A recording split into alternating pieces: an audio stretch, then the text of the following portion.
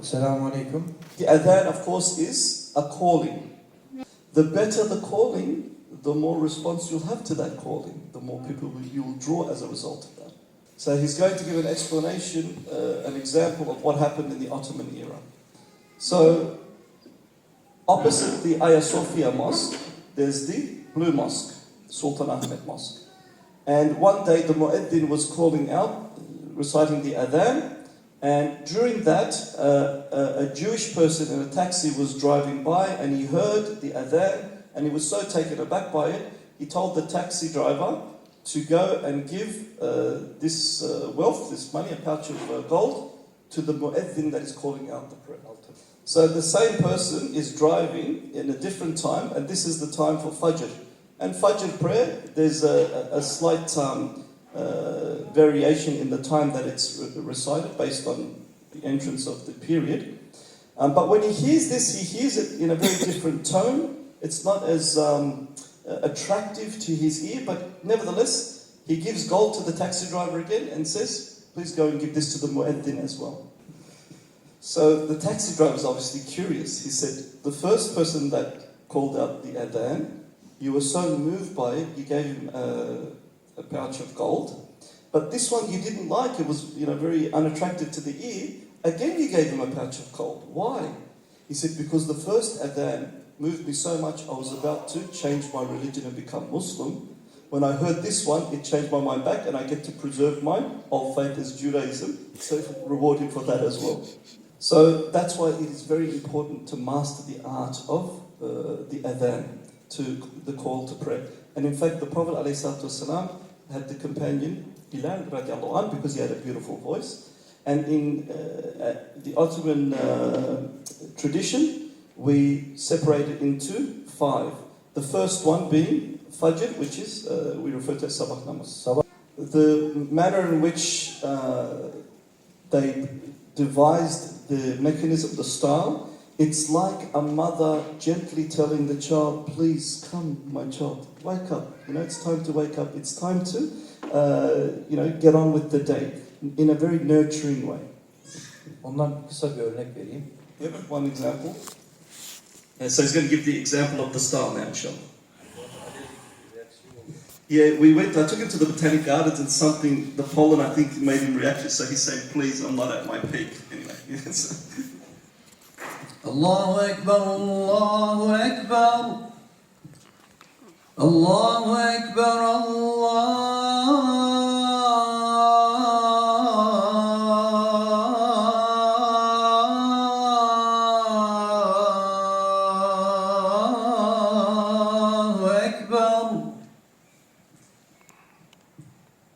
أشهد أن لا إله إلا الله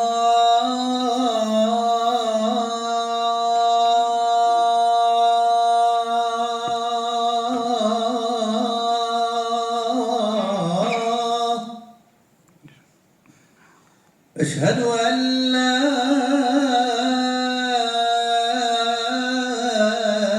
إله إلا الله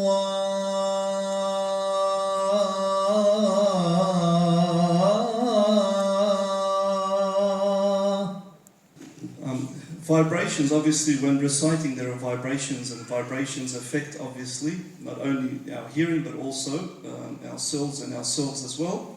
And he said that psychologists have actually analyzed this method of recitation and found that actually, because it's nurturing, it actually brings peace and calm to people that are generally agitated, people that are angry, people that are snappy.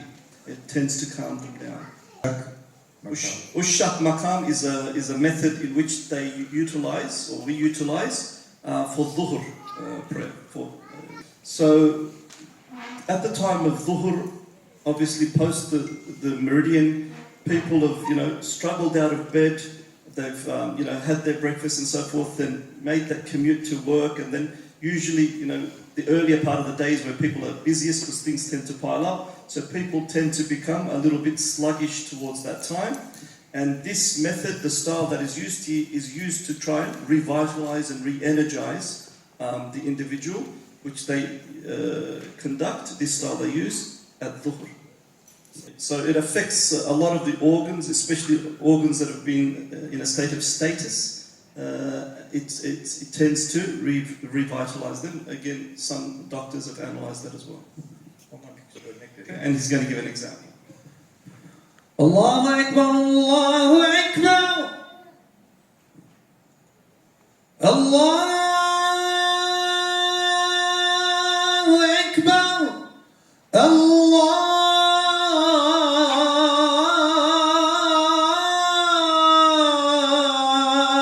Ekber.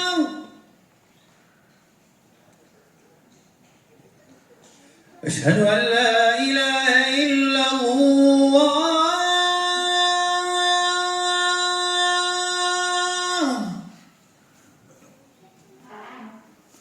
أشهد أن لا إله إلا الله.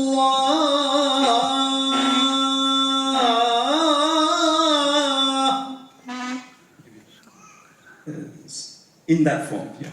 So Rast Makam, it tends to mimic a little bit the Arab method. And it's similar actually to the tafsir I did last night during the Taraweeh at Masjid al-Nur. It's a warning and it's illustrating that the day is ending. Similarly, in your life, reminding that one day your time is coming to an end.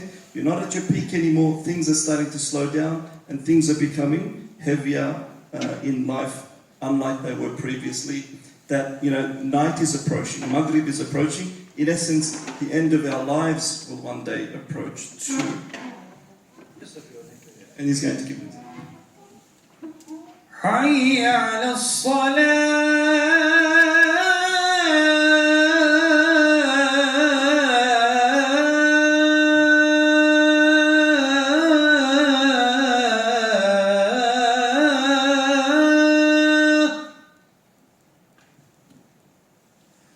حي على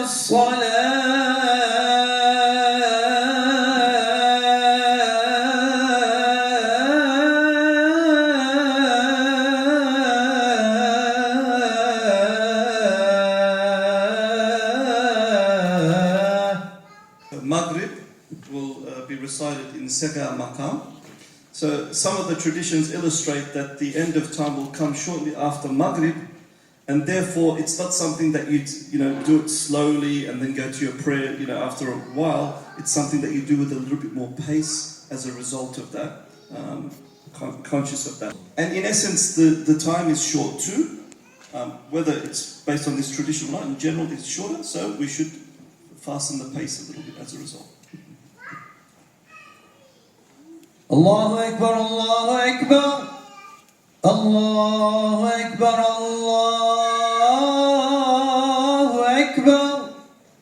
Eşhedü en la ilahe illallah.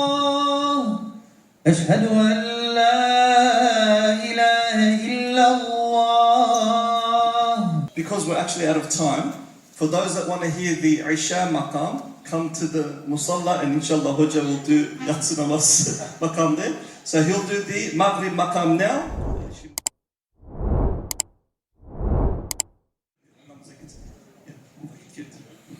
Thank you for your patience, and I know in Ramadan you're fasting, it was difficult to sit here this long. Our apologies, but we'll get straight to the so after the adhan, we'll go straight to pray Maghrib inshallah. Allahu Ekber, Allahu Ekber. Allahu Ekber, Allahu Ekber. Eşhedü en la ilahe illallah. Eşhedü en la ilahe illallah. Eşhedü enne Muhammeden Resulullah. أشهد أن محمدا رسول الله. حي على الصلاة حي على الصلاة حي على الفلاح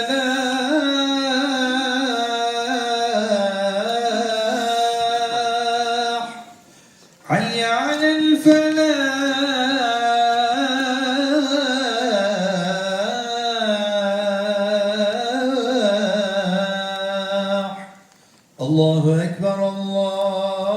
الله أكبر لا إله إلا الله. اللهم رب هذه الدعوة التامة والصلاة القائمة آت سيدنا محمدا الوسيلة والفضيلة والدرجة الرفيعة العالية وابعثه اللهم مقاما محمودا الذي وعدته إنك لا تخلف الميعاد برحمتك يا أرحم الراحمين. And just very quick.